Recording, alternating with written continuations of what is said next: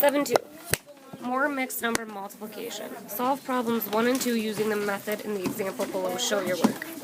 First, you need to rename any mixed or whole numbers as fractions.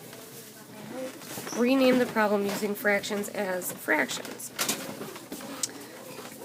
Multiply using a fraction multiplication algorithm. So for the first one, we have 1 3/5 times 6. So the first thing I need to do is rename any mixed number or whole numbers as fractions. So I remember that for a whole I need 5 over 5 plus 3 over 5 to get that mixed number. So that's going to give me 8 over 5. Then I'm multiplying by 6. To get 6 as a fraction, I get 6 over 1. So, and I multiply straight across. 8 times 6 is 48 over 5. Because 5 times 1 is 5. So now I need to know how many times 5 goes into 48. So if I count by 5s, I get to 9 is 45. So I'm going to put my answer as 9. And then, so that equals 45 minus 5 equals 8. 48 minus 45 is 3/5. And then my 5 remains the same. Do number 2 on your own.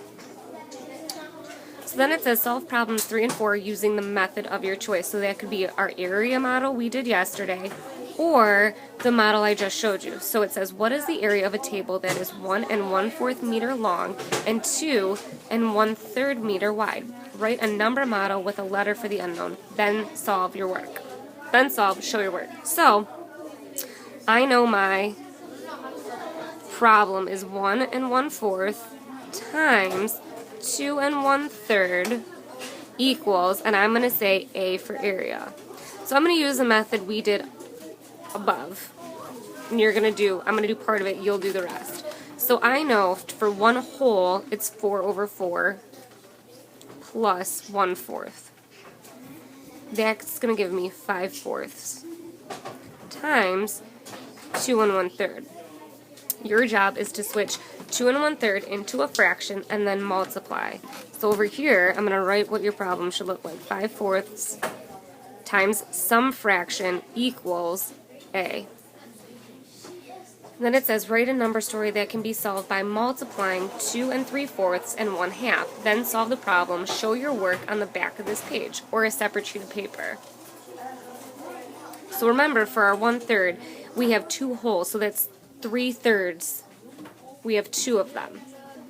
You can always draw a picture if you need. Here we have practice at the bottom. First thing you need to do is have common denominators. So we have 11/12, that's fine. But 3/4 I have to multiply to get to 12. So I'm going to multiply it by 3. So 11/12 minus 3 times 3 is 9. 4 times 3 is 12. So 11 minus 9 is 2/12.